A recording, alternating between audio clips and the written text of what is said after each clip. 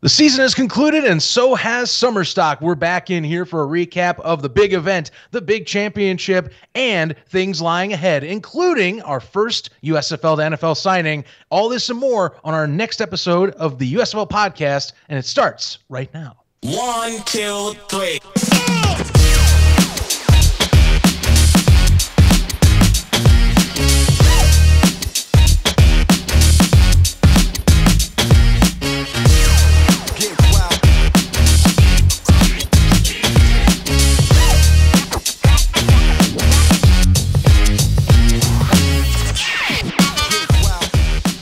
Welcoming everybody into the latest edition of the USFL podcast. Zach Kyleman hosting as always, alongside my, of course, good buddy, pal, and esteemed co-host, the ref himself. Hey, we're back from an incredible weekend over in Canton, Ohio, from Summer Stock 2, from the USFL Championship that ended with a shebang, and with the Stallions finishing off as back-to-back champs. We're going to have so much to talk about here to recap and basically put a final little bow on the tail end of the 2023 league year, season 2 of the modern USFL in the books. We're sitting in studio. I got to ask you first here, Stefan, you recovered a little bit? I mean, we had such a, the whirlwind amount of things going on to get this together and go. Well, you know what I say, be honest. Sleep is for suckers, but I kind of feel a little bit like a sucker because I was loving that sleep when I got back in town. I could just notice here behind me, wherever that direction, my Showboats pennant fell down. But oh well, we'll get that later. If you see it on the ground, that's what's going on. I'm not a garbage man. It fell off the wall. But you know what? It's a good week. It's a great week. It might, in fact, be the best week ever. Maybe a little bit sad, a little bittersweet because the USFL season's over. But you know what that means, Zachy boy? Stubble Ref Summer is back in the house in full effect. You know I couldn't kick things off in the offseason without a little bit of stubble. Maybe a little bit more stubble than is needed. Maybe we'll grow out the mustache. I don't know if we're going to go full beard with the gauntlet of temperatures. I'll tell you, more than the games, more than the season, I'm missing that Midwest weather just a little bit after coming back to Texas because it is spicy out there. Woo! Sign me out. I felt that coming off the plane, getting out to my Uber pickup. Right on. Just kind of a reminder of, it's a bit of a toasty oven out here in the desert, but I can't stress enough. I don't miss the humidity out in Ohio, or out in Ohio, out in Indiana.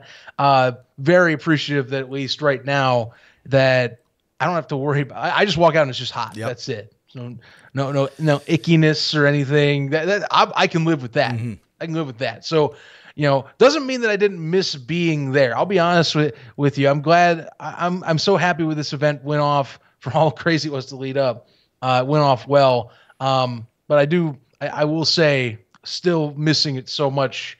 Even a few days later, we'll get into that and talk about just some good memories and give you, of course, a recap and our thoughts on the championship from not only just the game perspective, because we did get to watch bits of clips after the fact, but I mean, hey, we were in the press box. We got to watch on the field. So we'll give you our thoughts on just everything that kind of went on that we noticed even there, the press conference, you name it. Before we get into all that, though, got to plug some things, get through the housekeeping items. You know the drill. You're 64 episodes in, or if you are newer here, hey, well, welcome to the drill. First thing, social media. Have you checked us out lately? You at USFL Podcast, Facebook, Instagram, Twitter, TikTok. We're also going to look into Threads, the Instagram app, which is basically like Instagram's version of Twitter. Mm-hmm. If you want to start looking into that, this is like new as of the show, like brand spanking new. Go and check that out. That's going to be getting pushed a lot more, I bet, pretty soon. And we're trying tweet or thread. Whatever they call it, we're doing it. I don't even think it's called that. Is it called Sheets or Yeets or it's not, it might not mean. Well, here's the thing. I know for a fact it's not tweets. No joke, no curtains. We're recording a little bit earlier than we normally do. It's been out maybe an hour as of like this recording. Yes. So we're on there. We got one post. It says first. And just, you know what, since we're here, go follow at USFL Newsroom over there too. I mean, sign you up. Get the full barrel, get signed up. But yeah, you know what, if the social media is going to be there, we're going to be there. You know, one thing real quick before we go further, I always forget to add this in the notes. I always forget to add it. audio listeners, I know you exist. I look at the analytics. Do me a solid. Do me a bing bong. Go and review the podcast. That would do us a solid. Just go review the podcast. Hit a pause. Pause. Review the podcast. Unpause. Boom. Back to the jam. We're having fun. I never ask people to review the podcast. Good, bad, or indifferent. We want to see it. That's what helps us get better. Sorry. I always mean to mention it, and I always forget. I will get better. It's something we've been trying to stress a little bit more, but you're absolutely right. Drop your review of the show. That is how we improve, and as we've done year over year, and something we'll talk a little bit later on in the show. I mean, we're already planning on how we're going to get this even bigger and better year over year. Just like the league itself, we always try and improve our show just the exact same way. Kind of take it, I guess, inspiration, if you will. Mm-hmm. Work hand in hand that way. So yeah, check it out. Give us a review. I want to help support the show, by the way. Breaking Tea, 10% off if you want and looking for USFL merch, especially some of that championship merch. I see you Stallings fans out there. Maybe you haven't bought your stuff yet, which you haven't. Hey, that's okay. Some of your friends might have it, but you can wait. It's no big deal. You're not sweating it or anything. But if you are sweating it, if you happen to want to get this stuff, head on over to Breaking Tea, 10% off coupon right now. They got this great back-to-back t-shirt they just made with some really awesome jagged text look on there. That purchase saves you 10% on your order, and you also support the show the exact same time with that coupon. Not just USL stuff too. Breaking Tea does a bunch of other sports memorabilia, but we especially love their USFL memorabilia this year. Head on over there, save 10%, help the show. It's a big win-win.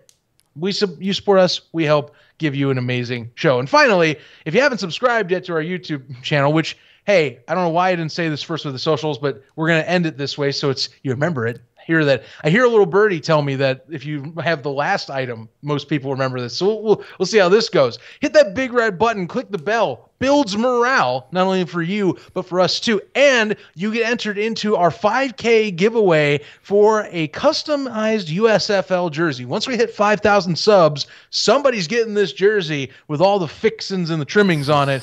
All thanks to us here at USFL Podcast. I think that's about it. I think it's time to embrace the final game of the year, to finally wrap up the final game of season 2, put a closed book on this year, and look to the future ahead. But let's talk about that night on July 1st, 2023, as we both ended summer stock with a bang. We ended with plenty of celebratory cheers, high fives, and putting things away into a truck. Yes. We had Daryl Johnston on our show before this. Man, which was incredible. What a surprise. By the way. What a surprise. So, no curtains, right? Yeah. Right? We were working on that. I know we were teasing, hey, something big is in the works. Something might happen. And even the day of, I got a message that said, I don't know. Because, busy guy, busy day, right? Wouldn't you know it? Rolled on up. I feel bad for Angelo and Jake because they sat down and said, you got to go. We got the Prez in the house, Daryl Johnston. What an honor. Sign him up. Sign everybody up at the league for even helping us make that happen, helping Summer Stock 2 happen. We had that prime location, even though security guard didn't really like me. But he got over that. He got over that. It was pretty. You know what? At the end, he was being a little more cheery. I'll give him that. He liked the show. He liked the content. He didn't like me at first, though. But you know what? Whatever. Man, what a day. What a show. Also, Ethan Westbrook, Sportsman of the Year, joined us.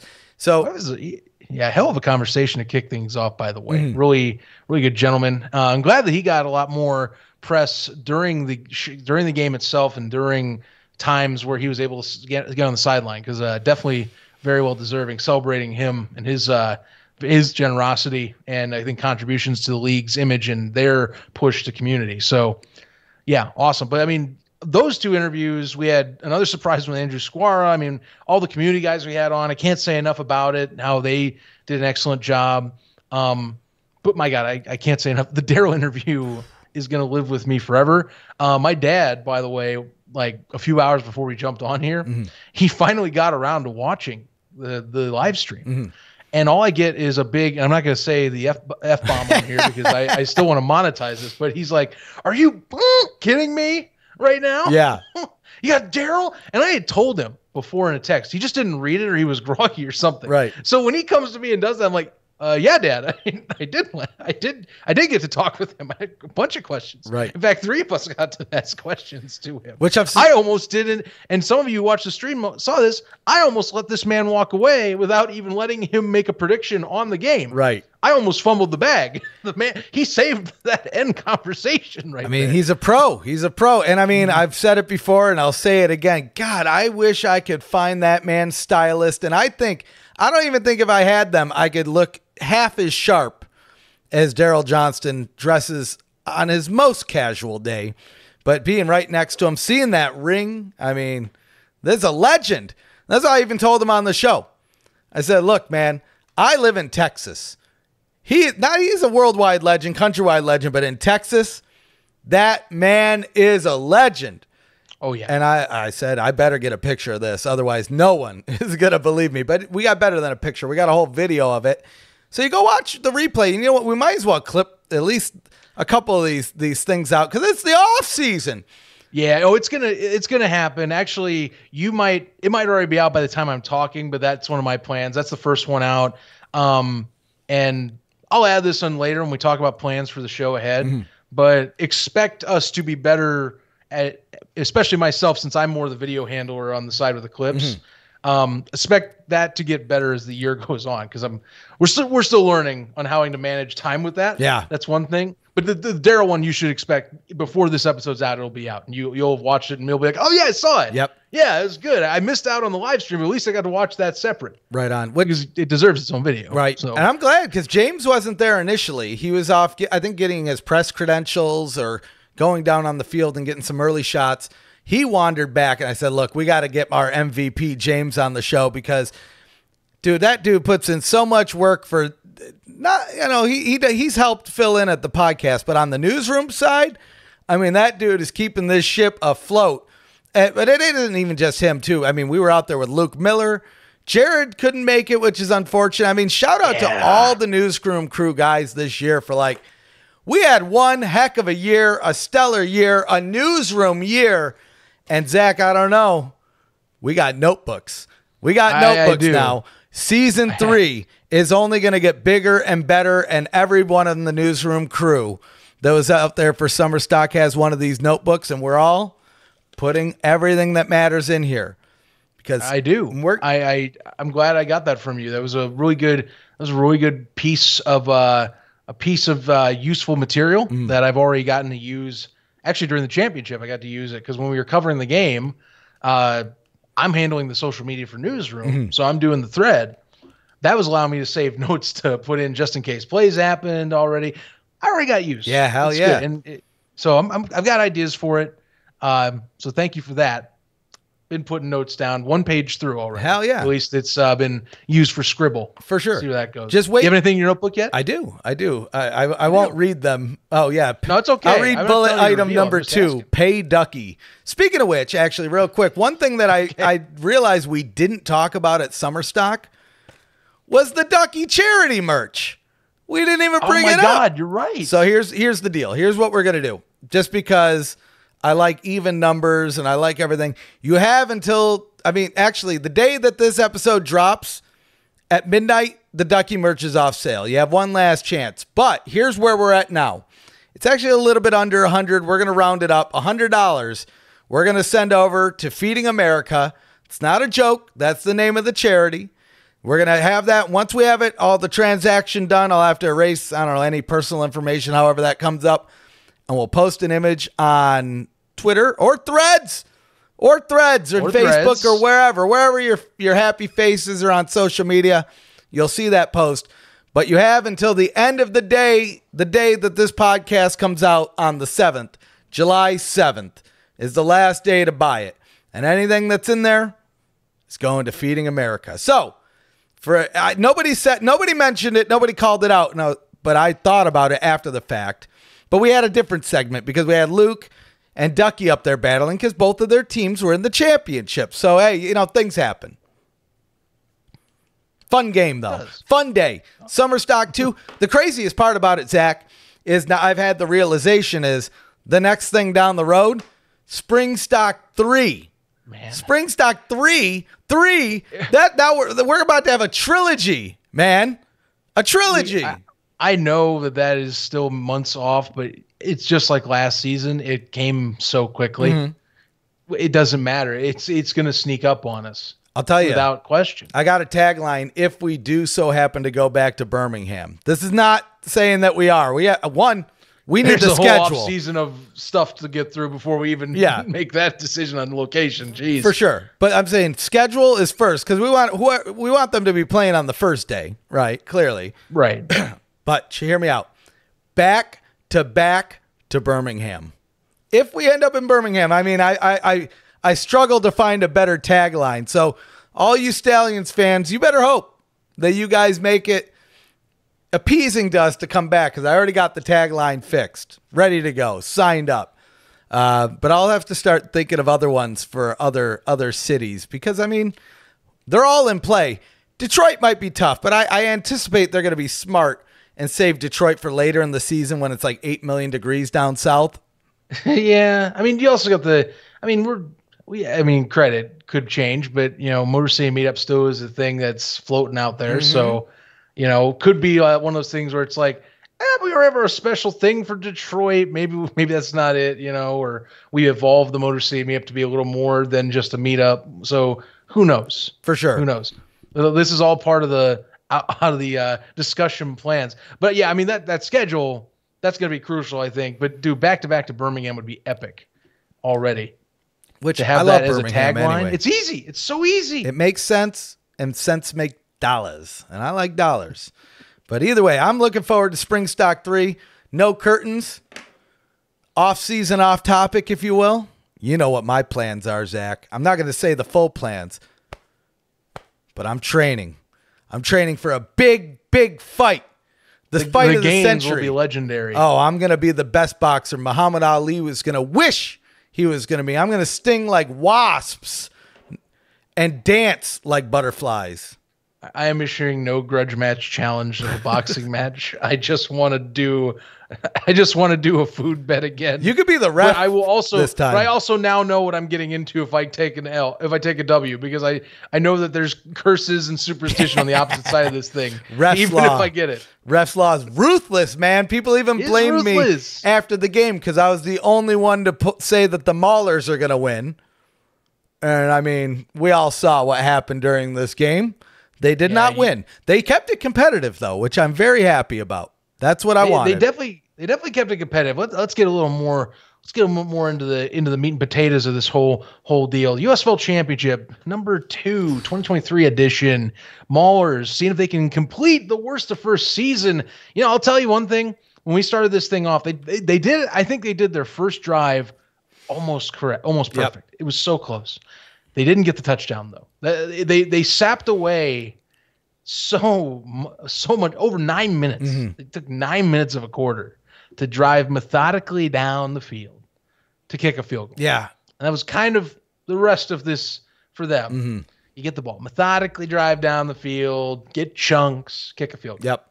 Couldn't execute when it mattered most down in the red zone. And they were close. Meanwhile, I mean, they were actually, honestly, that first drive, they got backed up from a penalty. Yep. They were right on the doorstep. I thought they were going to punch it in. Yep. Yeah, I'm penalty woes. Man, oh God. And that one play, I know we're not really going in order here, but that recovery, he runs it all the way down the field, tosses it off. Again, still gets them in like great scoring position. Mm-hmm. But after the touchdown gets pulled back, they couldn't get into the end zone. Just couldn't make it happen. Great. It was a good game. I mean, my huge takeaway is, holy smokes, the Maulers fans showed up. Very similar to the Stars fans last year. It was loud in there. It was loud. It was Pittsburgh country out there. Yinzer country. I'll be more accurate to that. There you go. Yeah. Yinzer Nation showed up in a good amount. I'll say, to me, good game.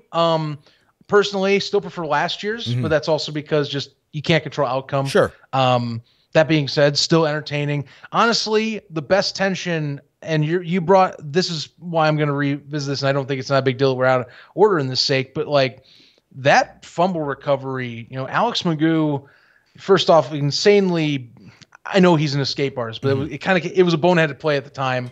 Most all the Stallions fans that we were trying to keep in touch with during that are basically grabbing their head, going, "Oh no, what are you doing? Throw it away!"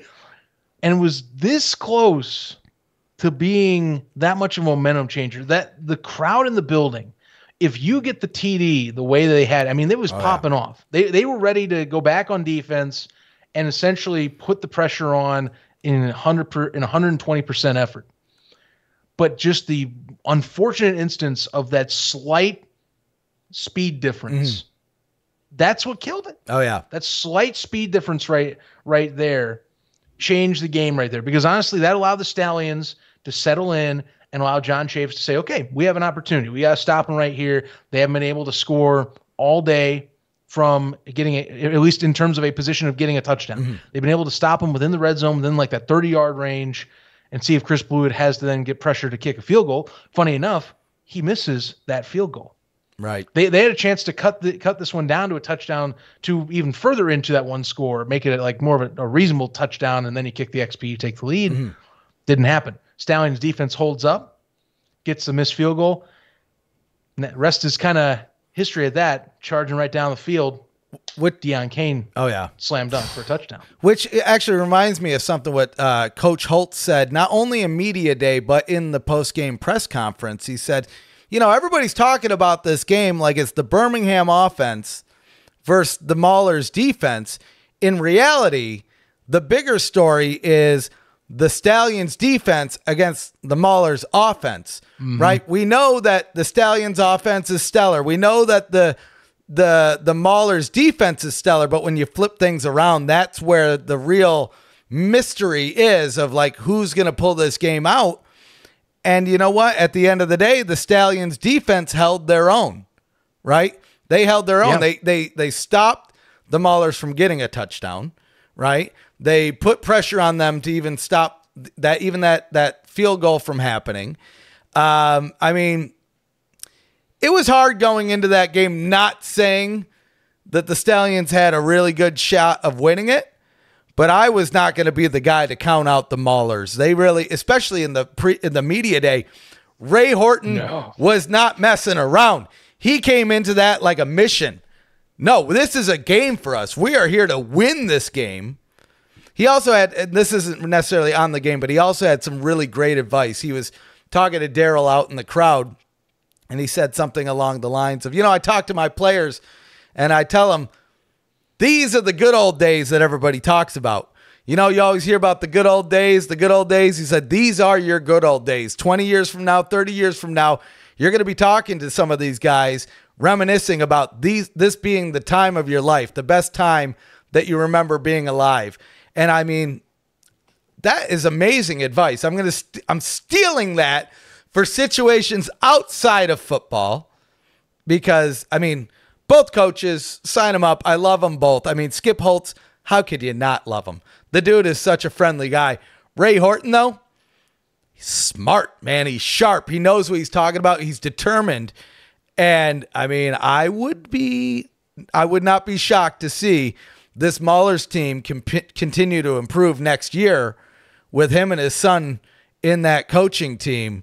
And I kind of want to see it, even though I'm a Gamblers fan. And so they're going to at least have to lose a couple games a year because we're not going 12. We're not going 24. We're going 36-0, 3 seasons in a row, all in, getting signed up. Act like you heard, son.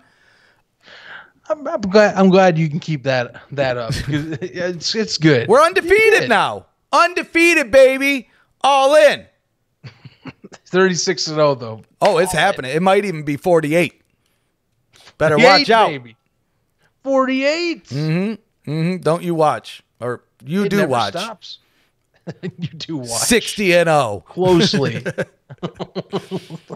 Keep your eyes on them, man. People angry about the Stallions now only losing 3 games over 2 seasons. Just imagine us never losing a game ever again. 100-0. No. Nah. I don't want to imagine it. I'm gonna leave that one. I'm gonna leave that one for the offseason. You can have fun with that. It's going to feel good. You can have all the time you please. I'm going to keep thinking about that Stallings unit that's 21-3 overall in its history since returning in the 2 seasons that Skip Holtz has coached. I think a few things from this contest that I'll add in. Alex Magoo, what can you say? Basically followed up a fantastic performance with a second fantastic performance. Yes, had that fumble that I think a lot of people said, that's boneheaded, and you know what, it is. Without a doubt, super boneheaded move in terms of trying to kind of play in the backfield, but you can't knock him. 4 touchdowns, no picks, 18-25, so that's 72% passing, 243, a QBR of 142 on the night, and averaging just under 10 yards a clip on a Mauler's defense that had been stalwart all year for the most part. And they didn't have to do much in terms of the running game. That's the thing. Most of it, they leaned on the pass game for a lot of the night. They challenged DBs and safeties all night to kind of see if they could get those pinpoint plays, or as Skip and company actually mentioned during the press conference post game, see if they can challenge them in man-on-man situations, which a few times that's how Deion Kane scored, was he's put in man-on-man, and he was able to get open just enough. Alex Magoo finds him on 3 of those TD passes on the night. Not to mention Magoo, 64 yards. Part of that rushing total in terms being the closing rushing attempt that pretty much, if there was any last gasp of air after Troy Williams fumbled off of a sack and Will Yarbury recovering, that put everything to bed after he rushed to the outside on the left side of the field. Rest is history.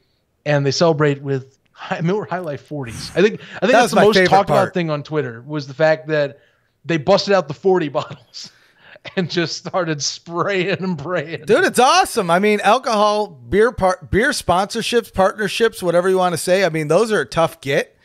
And I mean, you know what they say? It's the champagne of beer. It's Miller High Life. It is. I mean, this isn't Miller Low Life we're talking about. This is Miller High Life we're talking about. Man. And living the high life when you win a championship. I kind of love to see it. I will say in the post-game press conference, it was kind of crazy to, they broke it down.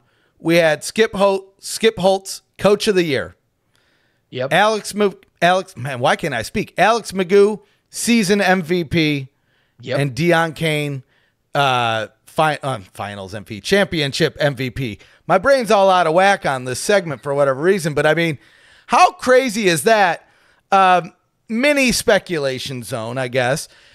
I feel like one of those 3 people, if not more than one, will not be returning next year, only for great reasons. Either getting, in the case of Alex Magoo or Deion Kane, I think there's going to be at least one NFL team that's going to come calling, at least come and take a look. Skip Holtz, I don't want him to go, but I got to imagine there's a school out there that's saying, my guy, look what this guy's doing. Because it's one thing, okay, you went back-to-back. It's easy to say, oh, my God, the Stallions are just that good. They went back-to-back. No.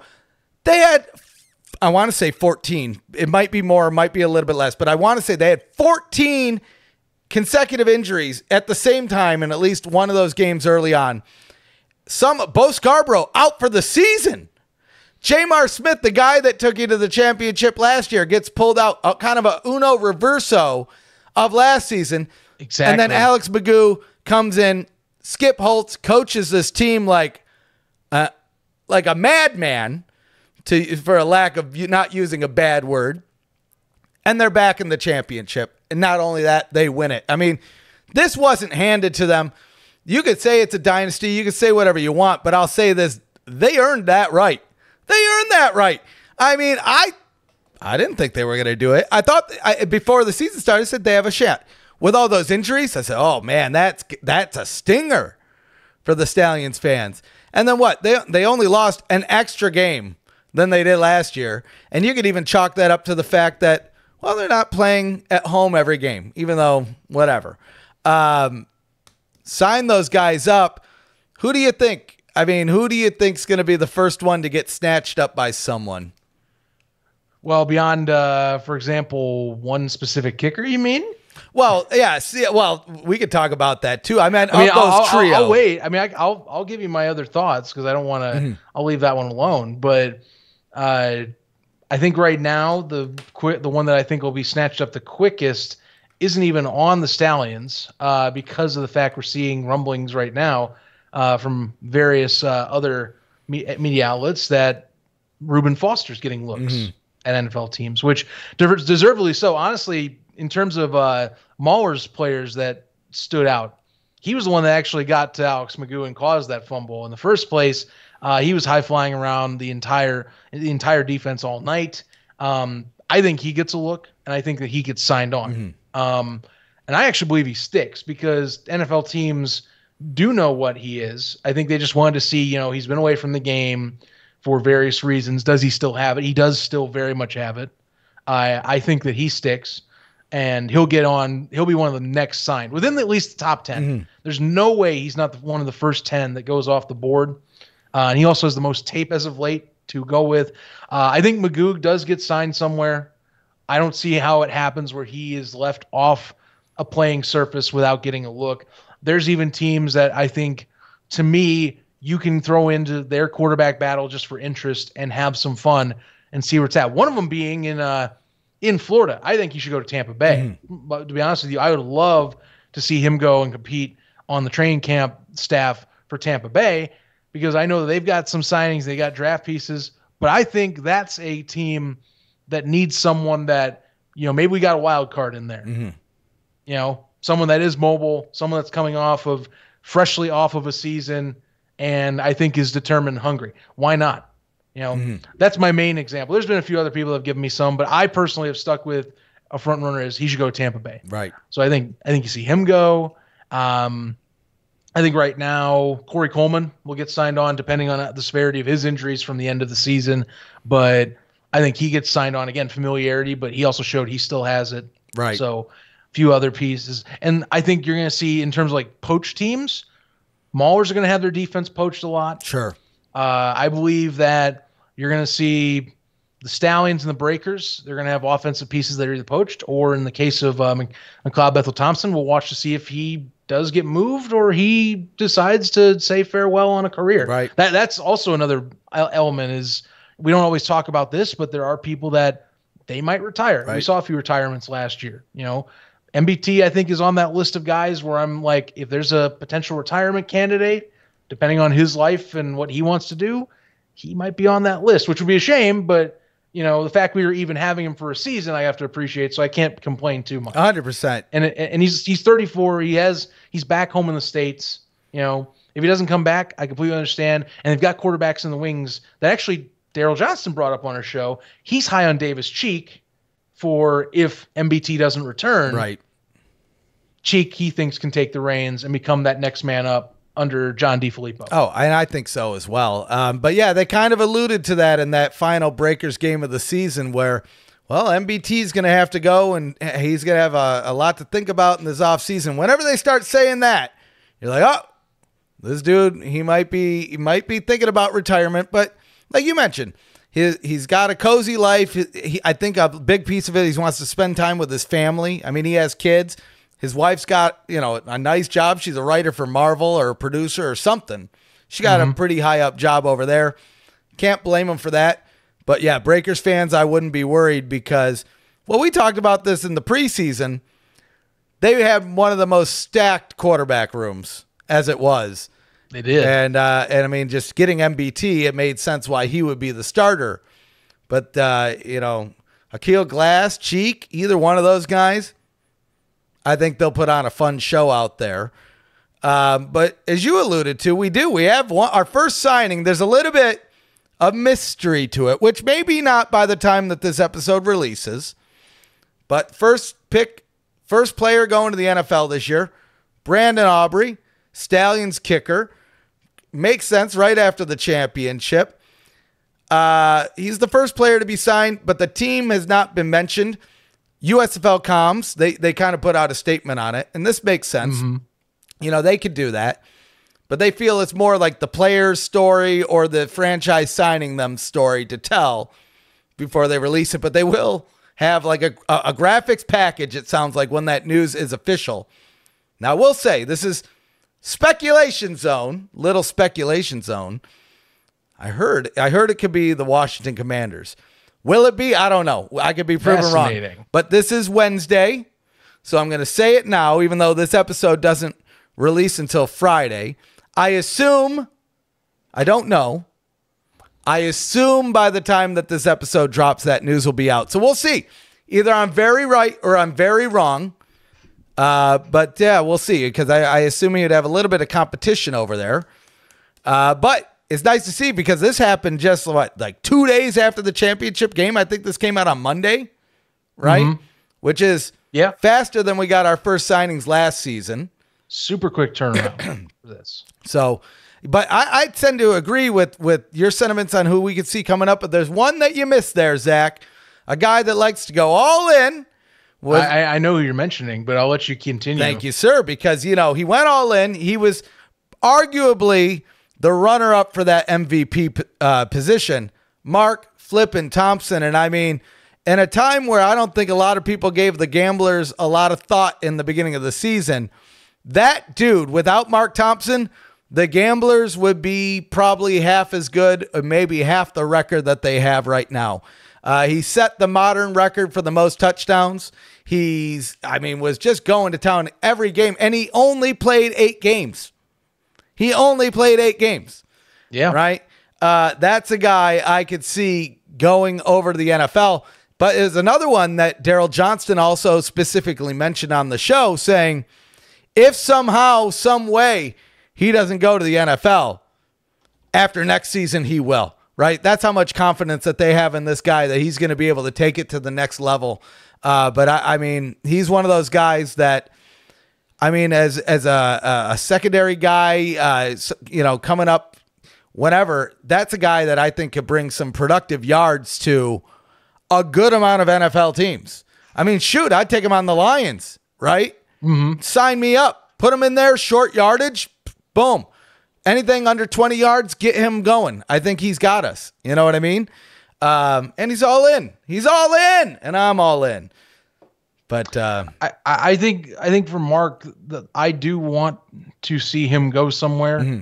And honestly, this is where it gets a little interesting for me. Is we talk about position battle for groups. So I think some thoughts I have for like moving into next year for guys that'll get picked up. You're going to get like Aubrey. You're going to see a kicker go. Last year, that kicker for the league was Ramiz Ahmed, mm-hmm. Former Maulers kicker, one of the guys that actually hit the longest USFL kick in history after beating Cole Murphy's out last year. So that's what folks will remember him for. He went to the Packers for a little bit. But one group that was, I think, didn't get as much representation from last season's signings was actually the running back group. Mm. So it is a little bit harder, mainly because this is on football in general. The NFL doesn't value the RB as much as it used to. Sure. And so I think that is going to. I think it helps that you see a guy like to me, who I compare to as a Leonard Fournette archetype, right? That can catch out of the backfield, can run over guys, get to the outside edge, and has a knack to get to the end zone. So that's good for him. I do think he has, in terms of running back capabilities on one-up, him and Wes Hills are both going to get looks. I think Darius Victor hopefully should get another look. He did get some last season, just didn't stick on any camps. He got tryouts, mm-hmm. So a little bit different there than getting signed on. I hope CJ Marable gets a look, honestly. And this is more because I think he fits very much so the modern running back, which is you can hit the hole, you can run fast and hit your assignment, but you're also a great pass catcher. Right. Is the deal. I think that's more valuable for anyone looking for him. Can he catch out of the backfield? Can he block? Which he wasn't too shabby at blocking either this season. I've saw a few plays. He gets down and dirty, right. So I hope to see him actually someone that snuck up on a lot of us in terms of his production. I hope in the case of running backs, he's in there as well, without a doubt. Receivers, the other one, super competitive. Same for cornerbacks. Right. Coleman, I mentioned. My only one other mention before it passes on to you again is Justin Hall, mm-hmm. because not only did Daryl mention it, and I'm glad he did, because that just, first off, that made me super giddy. Right. Again, I'm a Ball State alum. I watched Justin Hall play at Ball State. Right. He is a little powerhouse. To hear that from someone I've been dying to interview say, I love Justin's game. That's twofold awesome for me. both as a fan and as a guy analyzing these players. For sure. So I very much have him, Davion Davis. Those are like three receivers. Instantly, I'm like, they got to get looks. I got to see these guys go to the next level and go on to camps without a doubt. 100%. You know, all this talking about signing players, it actually jogged something in my memory from Media Day, because Daryl Johnston said something. I can't remember the exact question that James asked him, but we got such a nugget of an answer where he mentioned that there might possibly be something in the works, and I wouldn't call it a partnership with the NFL, but some type of player trade is not the word. Zach, help me out here. What am I trying to say? But essentially, they would, if a team, let's say the Pittsburgh Steelers had a player and they wanted to allow him to play for the Maulers, because the big hang up right now is, hey, we're going to release you so you get playing time. Well, let's say he shows up and now the Steelers don't have the rights to him anymore. And so that's why you don't see any of this happen. Well, I think it sounds like one of the things they're going to work towards is having some type of player movement situation to where, hey, you can come play in the USFL, but when you're done, that team still holds the rights to you, right? So then you have to go back. Very early stages is what he implied, right. But I think it is a fascinating piece of the puzzle to how spring football fits into this whole thing. And not just that, but I think in maybe some of the NFL's puzzle, and one thing we were chatting on the side is, that the NFL, I was kind of curious, like, how does the NFL view these leagues? And I think they just kind of, from what it sounds like, just talking with people, it sounds like they kind of are they're a little more passive on it in terms of letting it play out. But one thing's for sure is if you release a guy, and this is more the NFL ecosystem they think of first. They don't think about the spring system.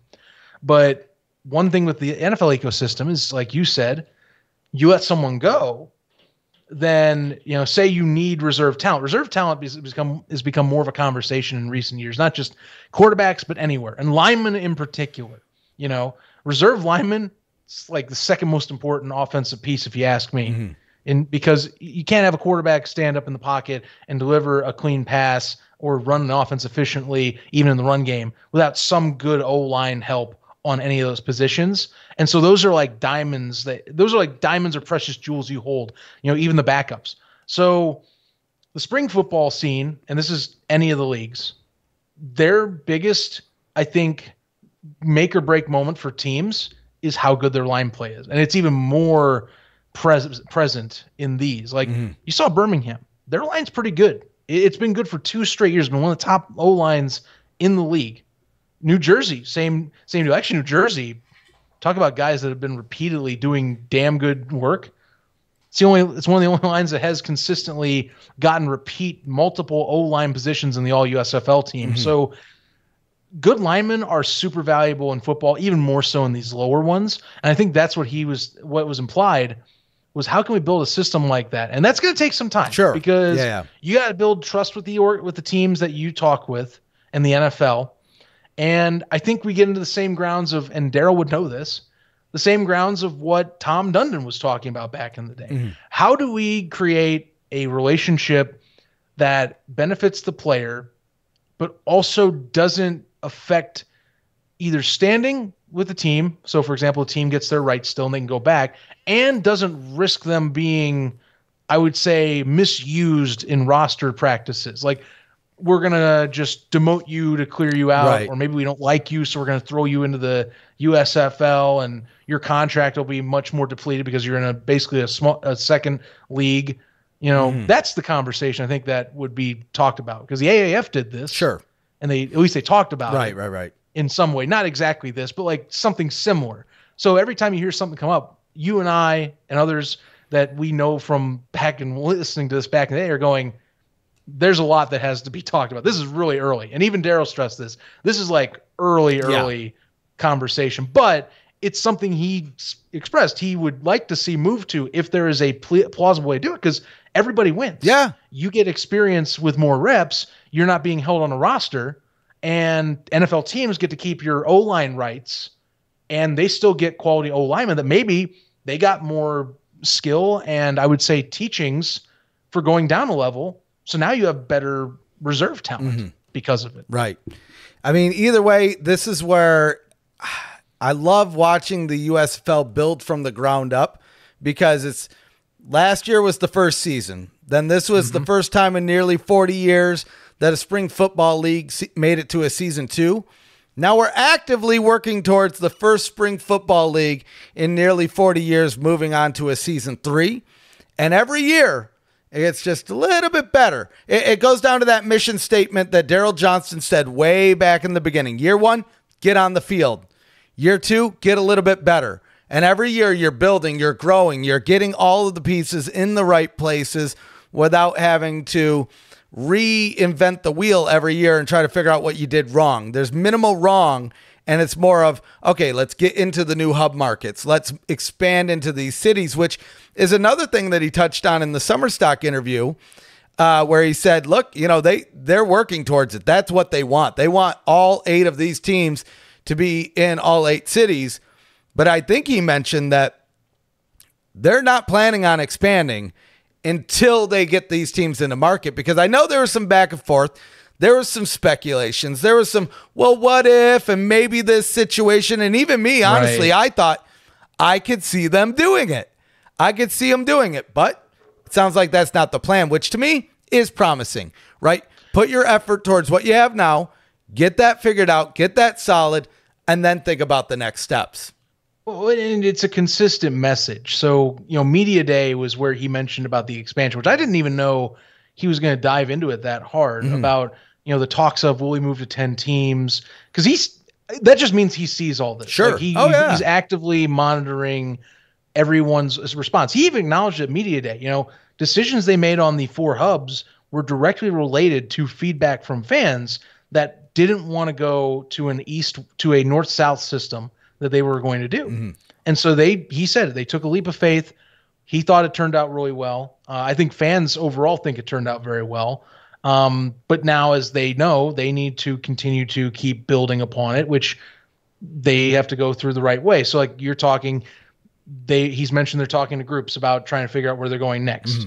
So we'll see how that plays out. But I think especially, bringing up that you want to stabilize and keep the financial stability. That's what I keep hearing. It's about not overextending yourself, knowing your parameters, and going with what you're able to accomplish. So 8 teams right now. I mean, I think honestly, I could totally see a scenario where if you jump to 10 teams and you're not in all your markets for 8, you're going to get more people going, but you couldn't go to all 8, so you went to 10. Like, that's exactly what would happen. Right. Knowing how PR, the more I have been following leagues with doing podcasting, that's exactly how the PR works. You're going to see people, they would jump the gun, get upset because their team's not in market, but they're focusing on more teams. That's exactly what would happen. Right. So instead of jumping, get into your markets as you are promising, which they keep saying it. But again, and this is what keeps getting stressed, and what some people, a lot more people have been understanding and have getting accepting to, but not everyone, is that there is a process and a whole basis to doing this the right way, to where you are not having to worry about hoping to recoup money. Well, that's the thing. Or recouping assets or recouping funds, because no one wants to do that, because the history of football in this level is riddled with it, and it never ends well. 100%. That's what they're trying to avoid, while still being the longest running right now going into season 3. Which is crazy to think about. Let's just look to the future. We get through season 3, rights deals are done. Everything's done. We move to season 4. I think we might have talked about this on episode 63, the live stream before we did Summer Stock, but now you've exceeded the original USFL. Now you're in a whole new territory. Once you get through next year, you can start talking that. Right.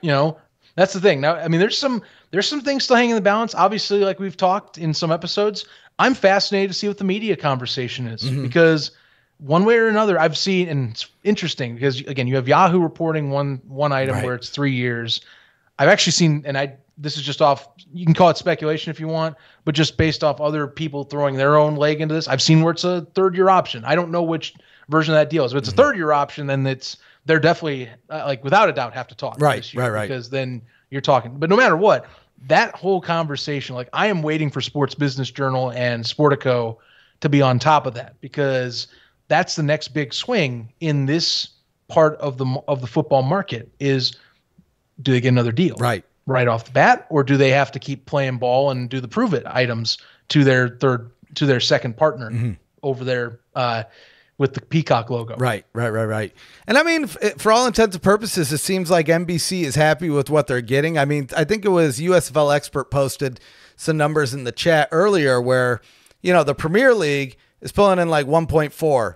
This pulled in 1.1.5 for the championship. And they had plenty of games over $1 million. They had that one earlier with was it the Preakness Stakes lead-in? One of the horse races. I mean, they did pretty good for themselves on NBC, and the numbers aren't out there on what they're paying Fox. I would assume it's less than what they're paying the Premier League, which is like 140 million or something crazy like that. Right. Well, I mean, you got to think about it. I mean, you're making a point too. Like NBC, like what was NBC using the USFL to replace? They're replacing NHL. Like primetime slots for weekend.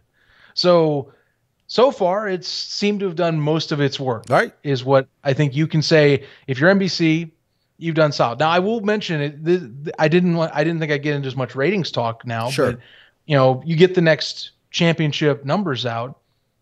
Fascinating. I am wondering what that does add into in terms of discussion. Like Daryl mentions in the SBJ write-up about their, I would say, going into depths of analytics with the data for ratings this year, because I think the way that they put it is that they definitely want to research what can we do, or what have we been doing maybe not correctly in the decline. Now, I'll be honest with you. I thought there was going to be a second year decline in overall ratings for regular season. So that happened. Yeah. I will say, and I'll put this out here for folks, to be honest, I didn't expect the championship to drop as much. I actually thought it would be closer to about the baseline of what we saw last year of Fox. And that's credit. There's other aspects to that. Well, I think honestly, it's an interesting. But that's just me. That's just me. It hit $1 million, so like you can't be too mad if you are that guy, and if you want to be mad. I'm not saying you are, or anyone should be. But I was fascinated that it didn't hit at least a little bit closer to that last season number. Here's my take on it, because there's more to it than I think the story explains. So last year, championship on Fox, and they pumped that game hard. Well, they did. Right? And that is a big element. NBC is very much more passive on these ads. We all know it's in the public eye now. Well, and even more importantly, Fox didn't run ads for it either. So to me, you lost a little bit, but you still hit over $1 million with essentially no advertising other than the leading games, the weeks leading up to that game. That was your advertisement. To me, that ain't bad. And honestly, I think NBC's looking at that number saying, wow, you're telling me we invested what we invested to put the game on TV, but didn't have to do anything else. And we brought in over $1 million. And to be fair, I mean, $1 million nowadays, it ain't like 2002, Zach. You know this more than anybody. $1 million on TV is now. You definitely don't got to stress me that. I mean, sports is the cash king of broadcast television. It is the staple food crop. That, and I think legacy primetime audiences, even though they're not as big as they used to be, they still get numbers. But sports is the king, right? Like, without a doubt. The big time ones. So that being said, I will mention that is something that if you want to look at the silver linings playbook type of deal, I mean, I don't know of NBC putting as much promo focus in, which generally that's where you're going to help with your casual audience, is going, hey, did you know? Right. Hey, did you know? Hey, did you know? That's where you'll get it, on your TV screens. Given that the USFL does go for the more nostalgic crowd, at least based on analytics, a lot of those guys are on broadcast TV. Yeah. So if you don't run ads, or promos, right, I guess, right, then that's a little harder. But we'll see. I think, like I said, this is all part of the fascinating talk about this offseason, because the media portion will be such a factor, because I know they have to talk about it this year. They can't do a second year. Both of them have gotten their kicks in. NBC's gotten a look 2 years in, with Fox carrying a lot of the promotional reins to it. And they also have their say. They do get says in coaching. They do get says in broadcasting and quality and items like that. So NBC's opinion on this, if there is a public statement like last year when like a few weeks after the season they put out like thoughts, I want to know what that is. I really do, because the attendance went up, so they fixed one problem. Yep. What do they think about the rest of the league now going into year 3? That's what I'm looking for. Mm-hmm. Mm-hmm. I mean, here we are though, off season, looking ahead, looking beyond. We've talked about the TV. I'll tell you this, after being there at the game, seeing all of our friends at the USFL, seeing all those players celebrating on the field, I'm more confident than ever that this is not a short-term thing. And you know me, Zach, I've been confident that this isn't a short-term thing for quite a while. But I'm telling you, this is like the real deal. You know, this isn't, that was the problem, maybe not so much with the XFL 2020 version, but with the AAF, this was their problem, is they wanted to be a professional league, but they didn't really treat themselves like a professional league. And everything at the USFL, everything that Fox is doing, I mean, you see, Zach, it ain't easy to get a press credential. It ain't easy to get on the field. It isn't easy to get down in the tunnel and go to the post-game press conferences. This is a football league run by football people bringing in football media, right? Sure, we're the lucky ones. I'm not going to lie. We're the lucky ones. We're the newsroom guys that get to show up into these press conferences. But it's also full of like different media outlets, local, national, everywhere you look. And I mean, you make one half step in the wrong direction, they're going to see you and call you on it. And I'm not going to talk about what, because you know me, Zach, I like to get in trouble, but I'm not, we're not going to talk about that here. But this is what I mean. I mean, every time I run into one of these games, and shoot, man, I went to a lot of games this year. I'm up to 14 flights on the year already. That's crazy. 14 airplane rides. One of them. Actually, can we pause for a minute? American Airlines, you should be ashamed of yourselves. Dude, talk about a story from that. I only got the vocal portion. I didn't get. So this is better from you. Yeah. So I totally forgot. I erased this from my memory, but we almost would have had one less person at summer stock had American Airlines had their way. Maybe. So let's rewind here. I land in Cleveland, Ohio, barely. Cleveland, Ohio, and there's like wildfire smoke everywhere. It was dense. It was thick. You saw the remnants of it when you came in, I think. Say can't relate. I barely got any of it. It was like mist. It was ruthless when I got in. So I'll give them that. Just a little bit of context for everybody. I'll give the pilot that. But I'm telling you, I'm fairly certain that pilot did not see the runway. I wish I was recording this because it was like, blam! Everybody on the plane. It was kind of funny. Everybody, followed up with, ha, ha, ha, ha. I was so angry because they already made me angry about my luggage and all this. Even though, like I said, at the time, that was my 12th flight of the year. Don't tell me that I can or cannot bring this many bags on because I've done it 11 other times. Right. Anyway, so I was mad. And then I got to Hertz, the poor Hertz lady. She tells me they didn't have my reservation. And she could tell. She could see it in my eyes. She's like, well, let me see what we could do. She was like, did you make it yesterday? I was like, why would I make it yesterday when I fly in today? I said, you can look it up. I said, maybe. I don't know. I'm stupid. And then, anyway, she ended up helping me out. She ended up giving me an upgrade. It's unfortunate because none of the upgrade cars were there. They had the Teslas. I ain't going to lie. I was going to get it, but none of them were charged. We got the Nissan Sentra, though. It did the job. It got us through. It did its charms. But yeah. It did its charms. Ooh, American Airlines. Man, you made me angry. The part of the story I feel you're leaving out that I was waiting for was you told me the wing. Oh, yeah. It was like this on the runway. It was like the whole thing. So imagine this is an airplane. We slam down and it's like that. It's like See, tipping that's the over. part that you should. That's the part I'm like, where did I you drank left that this part out of my brain after that event, Zach. I was all sorts of ornery that weekend because I had a life or like a near-death situation leading up to summer stock. Oh my God. Never again. Never again. I'm only flying Delta from here on out. They got comfy seats. They got screens in the back of the seat. They got live TV. They got free Wi-Fi. And most importantly, they've always seen the runway. I didn't feel like I had to go call like a class action lawsuit attorney after I landed. I was like, oh, my neck kind of hurts. And somebody's like, 1-800-CALL Sam. I'm like, oh, my Detroit folks will know what I'm talking about there. Sam Bernstein, gang, sign them up. But I mean, for real. Oh, I was mad. I did try to get a refund. It didn't fly because I'm cheap. I was like, you know what? Maybe I'll get my money back. You know, it was worth a shot. Yeah, I mean, what if they said yes? Sign me up. It's worth a shot. Frontier Airlines, by the way, didn't have any bad experience like that. Also, my own thing, because you convinced me, first time I've actually used the carry-on version of bringing my bag on. I never am a carry-on guy. I'm a luggage guy. Mm-hmm.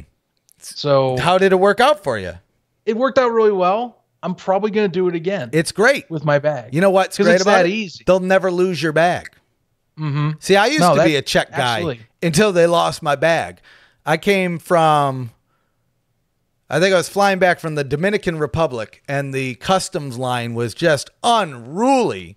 And we had like an hour and a half layover. By the time we got through customs, the line was huge. And even then, people were like, just go ahead. We cut the whole line. They let us through. Even by then, we missed the flight. So we had to book a new flight.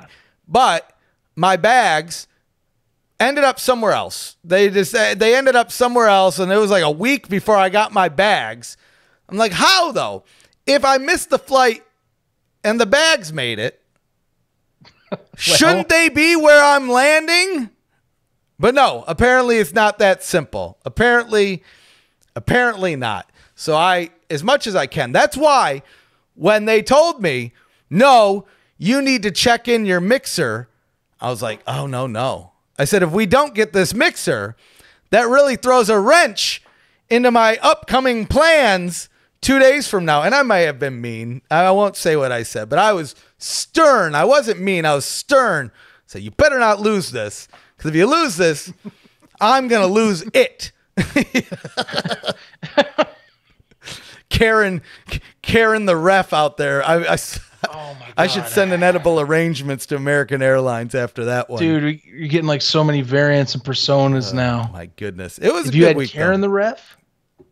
I mean, I think everyone saw a little bit of that this weekend, not gonna lie. Okay, I mean, look, no lie. I lost Everyone saw that. Everyone saw me throw a hat.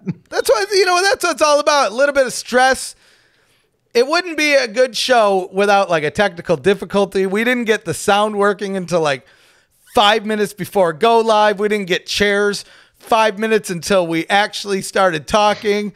We didn't get power until like maybe an hour before we went. It was like one little thing at a time, and then no sleep, near-death situation. It's enough to make a man go crazy. I'll tell you what. But we made it out at the other side. We ended things off with a nice breakfast at a place Marvin's. What the hell is that place called? Marino's?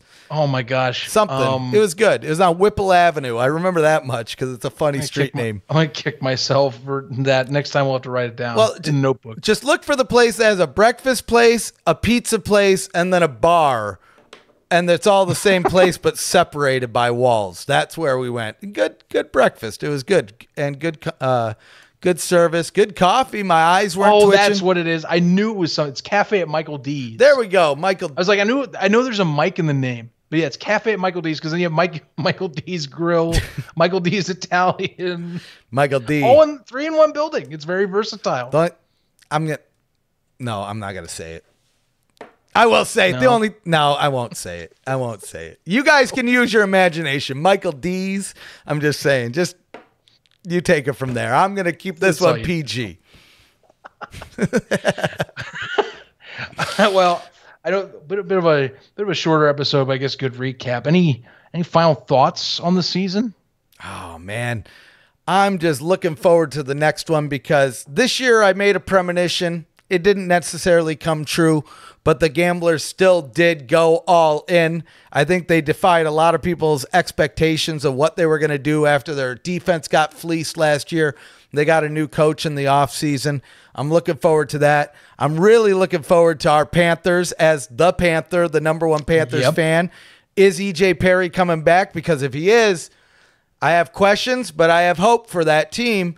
I mean, all around the board, I'm very curious to see who the pickups are going to the NFL, right?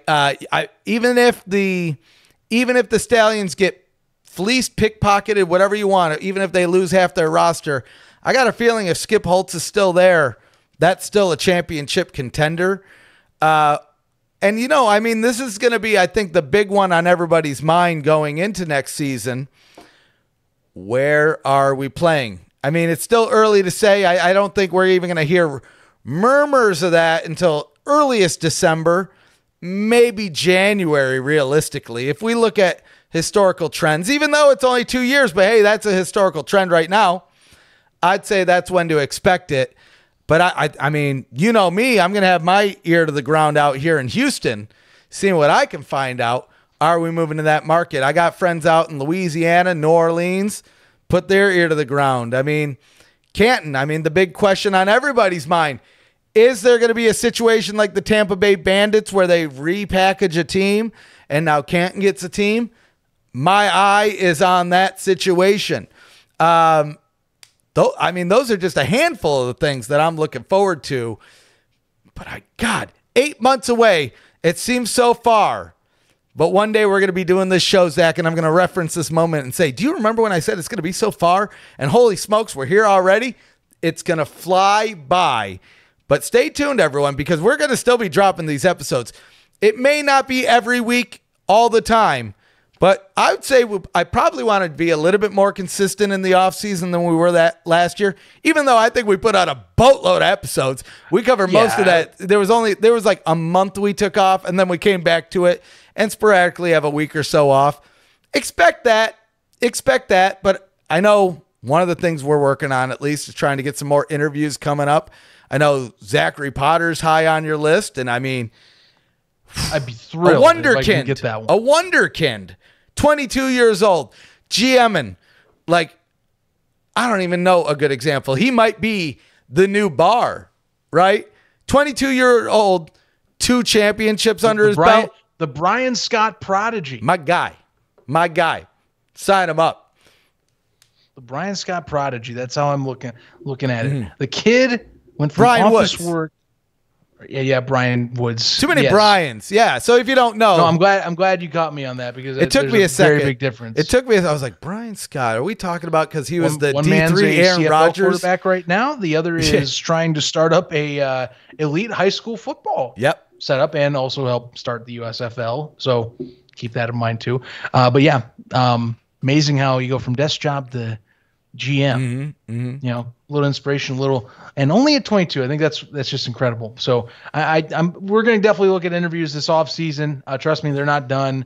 As you know, it's a little murky because free agency with how these leagues are. So stay tuned. We'll do our best to get folks that we are either knowing are on teams, or we're going to be talking a lot more personnel, I think, that are on these office spaces and rosters for these teams. So keep in mind that. Also, I think just some things, like I said, one of the things we'll do this year, like I said, you know, we'll get a few more episodes in the summer. It's going to be a little tougher, but trust me, we'll get content out for you there.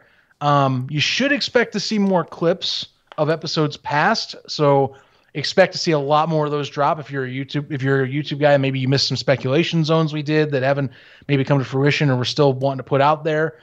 Maybe you didn't get any of the interviews from spring or summer stock. Trust me, the rest of those I'm putting out too for our channel here. So keep in mind on that. And we're going to talk on how we build up for next year. We've already had a few things thrown around, but as we like to do, we don't like to change anything until the end of the year. We like to stay consistent. So don't worry. This off season, that's when the experimentation begins. Oh, in yeah. The notebook. Exactly. The notebook. And here's the thing, Zach. I'm a big believer from starting with something small. So I wanted to get, these are like the cheapest flipping notebooks you could buy. They were 98 cents at Walmart. And actually, if I could get cheaper ones, I would have. I would if they could have been like, that recycled paper that they make like Yes. Yeah, if it was out of that, I would have got that. Like the brown paper, but they didn't have it. Next year though, I want the newsroom. I want nice like leather embossed newsroom notebooks because by then we'll have earned it. There's something to, I don't want to say manifesting something, but working hard and earning something that just adds like a little bit more a little bit more fun, makes it a little bit more worthwhile. That I can't wait till next year's probably spring stock, to be honest with you, maybe summer stock. I don't know. When we all meet up again, we get another mansion Airbnb. We have the whole newsroom crew in the house where we get to hand out the notebooks. I give some other wacky speech about, all sorts of nonsense, and I get wild and crazy. Like, I am looking forward to that. We've talked about like upping our production value on a bunch of different things. Like I bought the H6 for this trip. Media day didn't really work out the way I wanted to, but I want to get mic flags. So next season, like, hey, let's say James is in Detroit, or our new newsroom crew member. If you're in the Discord, you'll know her. Mel's is joining the newsroom crew. So get your simp hat on. Keep forward. She's going to be putting out a retrospective, a postmortem on the Philadelphia Stars coming up, but she's also going to be working on a new podcast. I won't spoil the details, but we're also working on what I'll say secondary programming, right? Secondary programming on this channel. We'll let your imagination run wild with that. But here's, I guess, what would be nice. I know we're near the end of the episode. We're basically at the end of the episode. What do y'all want to see? Because at the end of the day, we do this for you guys. I do it because I like to have fun. I do it because I love the USFL, but it's always been and always will be, always has been about the USFL community. So let us know down in the comments below. Let us know in that podcast review that you put up on iTunes or wherever it might be. What do you want to see us do in the USFL podcast? Season 3, which will be kicking off at the end of the year. Season 3, I don't know what it is, Zach. Maybe it's because I've been covering spring football for 5.5 years, and we've only just finished a season 2, so we've never gotten to a season 3. We've always talked about a season 2, but actually, I didn't think it would be weird, but saying the word season 3, saying USFL season 3, or even summer stock 3, kind of blows my mind. Summer stock 3. We're about to have a trilogy, bro. Spring stock 3. Spring stock 3 as well. And I don't know. We did 2 cities last year. The things I would love to do for spring stock 3. Beyond you know what. But we'll talk about that later. We got to get in shape first. Ooh, it's going to be good, That's both of us. You especially, but I'm kind of taking inspiration from you, man. I'm hoping we both meet up and we say, dang, you got some gains. Yeah. Oh, they're going to call me Gaines McGree. They're going to call me El Swolio out there. El Swolio. Sign me up. Slap that on a hat. You know me, I will too. Don't tempt me. I love hats. They hold my thoughts in. But stubble ref summer, I'm gonna try not to shave for this show for the rest of the summer. I know that sooner or later I'm gonna have an important meeting to where I'm gonna have to come on this show baby faced, but I'm gonna try not to. But like I said, maybe I'll keep the stash because I already told you I gotta get glasses. So if I get the big old square glasses and the stash, I think I'll be looking pretty good. Hot to trot, as they say. Good times. Good times ahead. Plenty more in the off season. Stay tuned to the show. Hey, again, follow us on social at USFL Podcast, Facebook, Instagram, Twitter, TikTok, Threads. When you jump on there, if you get tired of Twitter or if you want to have a second place to tweet, basically jump on there. We'll have an account for you. Same goes for USFL Newsroom at USFL Newsroom on all your favorite platforms as well. Again, hit that big red button below. Click the bell. Builds morale, not only for you, but for us too. You subscribe to the channel. You get entered into a giveaway once we hit 5,000 subs on the channel. All the fixins of your favorite custom jersey as you please. And 10% code. Hey, good merch. Might want to get that back-to-back t-shirt on the shop while you're at it. I'm Zach Kyleman. He's the ref. Until next time, episode 65 is on the horizon. We'll see you hopefully sooner rather than later for that show. Going to talking about a lot of signings, I imagine, come that next iteration of the show too. And catch you next time on here. Fun off season ahead, everybody. Come along for the journey with us. Until next time.